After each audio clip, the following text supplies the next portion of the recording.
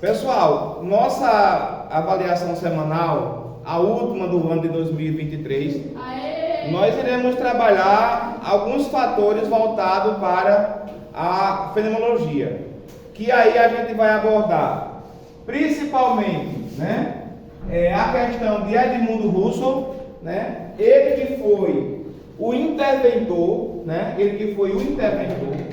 Nós estamos falando de fenômenos, aqueles fenômenos que fazem parte da sociedade, do cotidiano geral, e que na maioria das vezes esse cotidiano ele pode ser entendido por outros ângulos. Qual é a intenção de Husserl? A intenção de Husserl é apresentar um sistema de pensamento contemporâneo diferente daquele habitual, centrado no nosso dia a dia. Como é que a gente vai entender isso? Tudo aquilo que estava voltado para a prática do pensamento até o período dos fenômenos naturais, segundo a visão de Husserl, há uma possibilidade de mudança. Numa visão geral, por mais que a gente entenda que esse assunto ele é complicado, ele é complexo, o que é que a gente quer que seja discutido nesse interesse? É que o nosso pensamento, ele necessita até ser diferente. E a partir do momento dessas diversas diferenças, da forma de pensar, da forma de agir, de interagir com a sociedade, é que a gente tem a possibilidade de mudar o modo de pensar. Ou seja, nem todo mundo é obrigado a pensar nas mesmas coisas do mesmo jeito. Ou seja, o que Husserl quer é que você pense diferente. Então, é só isso. É essa a intenção dele. Tá certo? Então, dentro desse princípio, ele vai dividir, o próprio pensamento dele, a própria fenomenologia dele, para que a gente possa pensar diferente. Ele vai dividir. Então, a primeira fase do contexto é entender que lá embaixo a gente vai estar trabalhando a intencionalidade. Aí a gente vai procurar discutir. E por que é que a intencionalidade vem aqui como antepenúltimo tópico dessa linhagem de pensamento? Então vamos lá. A intencionalidade ela está nessa linhagem de discussão, por quê? Porque antes da intencionalidade, antes das coisas propriamente acontecer, eu tenho a temporalidade, que seria o quê? A divisão de tempo e de espaço qual eu estou inserido.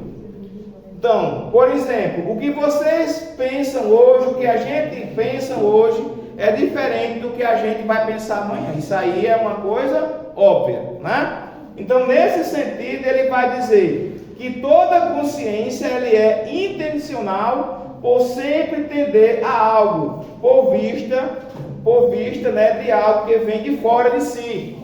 Ou seja, dentro do contexto temporal, eu vou ter as ramificações. E dentro dessas ramificações, eu vou ter aqui a intencionalidade.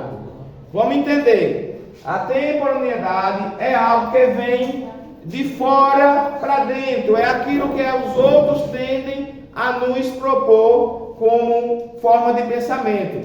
É a tentativa de convencimento de outras pessoas para conosco. Está entendendo? Vocês vão observar isso aí, lá na página 136 do livro de vocês. Inclusive, vai ser abordado a questão empírica, empirista, que seria uma forma de contrapartida das visões empíricas. O que é uma visão empírica? Uma visão empírica, um pensamento empírico, é todo aquele que está dentro dos 5 sentidos, certo? Então, tudo aquilo que está dentro dos 5 sentidos são visões empíricas, que vocês não têm, que a gente não tem condição de vivenciar sem usar os 5 sentidos. Visão empírica. Se não é empírica, ela é racional. Tá certo? Algo que eu não posso ver, que eu não posso tocar, que eu não posso cheirar, que eu não posso sentir, é racional. Então, vamos a um exemplo. Vamos para uma maçã. Uma maçã você pode ver? Sim. Sim. Não pode ver? Pode cheirar? Sim. Pode sentir? Pode comer? Sim. Pronto, então ela faz parte de um sentido empírico. Aí eu vou para o sonho.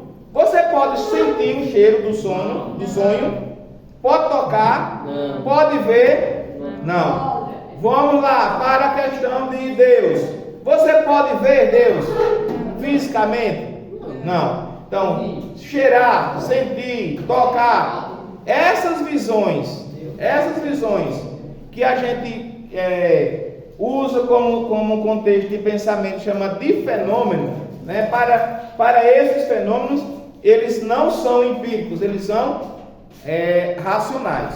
Então, as ideias de intencionalidade, ela passa pelo contexto de ramificação voltada para o contexto racional e não empírico, certo? E vocês vão encontrar isso aí lá na página 136, que fala também sobre John Locke. E aí eu convido vocês a fazer uma leitura também, pesquisando alguma coisa sobre John Locke, porque iremos chegar ao momento de estudar especificamente sobre ele.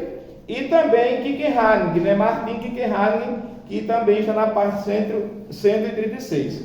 Mas tanto Kierkegaard como eu falei há pouco, como Locke, a gente não vai estar cobrando. Dentro das próprias ramificações, a gente vai ter outra, que é a facticidade, né? A facticidade, que é isso, né? A gente precisa entender, porque lá na prova de vocês, a minha intenção é colocar um conceito, né? Colocar um conceito, e nesse conceito a gente vai pedir para que vocês descrevam, certo? Então eu vou colocar lá uma explicação sobre o que é o conceito desse aí. Então vocês precisam, né? Vocês precisam saber, quando eu colocar lá o que é com relação à transcendência, o que é o design, o que é a intencionalidade, vocês precisam identificar. Lembrar dessas pequenas identificações. Então, nessa facticidade, né, que seria o conjunto das determinações humanas, nós, né, nos encontramos no mundo possibilitando o corpo com determinadas características. E essas características, elas são características psicológicas. Então, por que é psicológica? Volto a dizer, porque cada um pensa de um jeito sobre o mesmo assunto, né? Então, cada um, se eu trago aqui uma proposta, trabalhar com relação à política, cada um vai pensar de um jeito diferente. É as questões psicológicas que a gente vai buscando essas questões. Outra questão que a gente vai encontrar também lá em Kierkegaard é a questão da transcendência, né? Que seria outra ramificação mais ativa, né? E nessa ramificação da transcendência, pela própria estrutura da palavra, transcendência, a gente já vai identificar o que ela é. Gente, transcendência que transcende, né? Que muda. O nosso pensamento, ele tem uma normativa de transcendência. Por quê? Porque nós, como seres humanos, somos os únicos seres capazes de refletir, de pensar de acordo com o tempo no qual nós estamos vivendo. Por exemplo, há 20 anos atrás não tinha Instagram. Então eu pensava sobre Instagram? Não. Não tinha WhatsApp. Eu pensava sobre WhatsApp? Não. Daqui a 20 anos para frente, provavelmente não terá mais WhatsApp. Será uma coisa ultrapassada. Vai chegar uma nova tecnologia melhor mais capaz de atender às necessidades virtuais e vai deixar de lado essa qualidade que para nós hoje é importante. Então, dentro da transcendência, a gente vai pensando diferente, tá certo? Dentro também dessas ramificações, nós iremos ter a questão do design, né? O que é o design, né? O design, ele seria o quê? É lançar o mundo enquanto o ser humano que não se conduz a uma coisa. Ou seja, a gente não pode ficar parado pensando uma mesma coisa ao mesmo tempo. É ter a possibilidade de mudança. Está percebendo que a gente está falando sempre de mudança, de transcendência, de modificação do pensamento? É a preocupação que Descartes mais tarde vai ter, de que o ser humano não pode ser alienado. Se você só pensa uma coisa só o tempo todo, é um princípio de alienação. Você perde os seus princípios racionais e começam a refletir, a pensar, se destacando dentro de uma logística que os outros pensam e deixando de pensar por si só. Tem pessoas assim, alienadas, ou seja, que não pensa por si, mas pensa pelos outros. Sobre ponto, né? A gente vai ter, eu vou trazer alguma questão voltada para ponto, e vou trazer também sobre Kickenhagen, que foram anotações que vocês colocaram no caderno de vocês.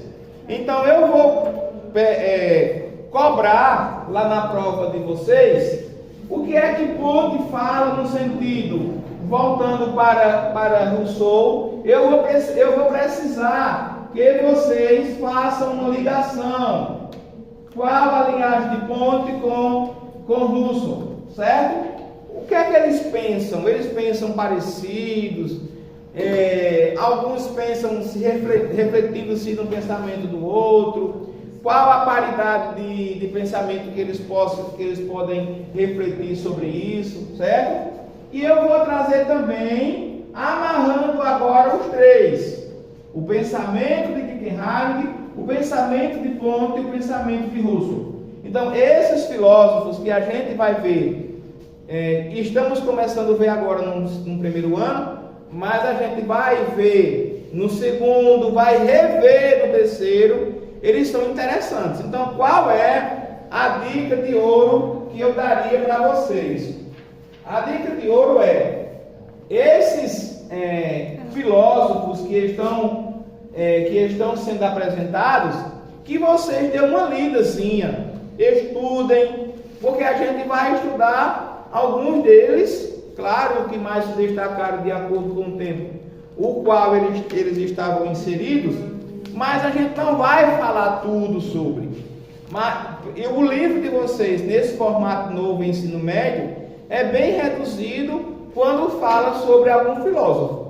Então, vocês que almejam aí, como ontem foi o dia da prova do Enem, né, 2023, em breve, se Deus quiser, vocês também fazendo para valer. Alguns fizeram como treineiros, mas daqui a alguns dias vocês vão fazer para valer. E aí é importante que vocês revisem toda vez que estiver falando alguma coisa sobre um filósofo, que vocês tentem a descobrir mais sobre ele, qual a postura de pensamento sobre ele e seus modos de pensar e de agir com a sociedade. Então vamos lá, resumindo, para já encerrar esses pontos que a gente discutiu aqui de forma bem resumida.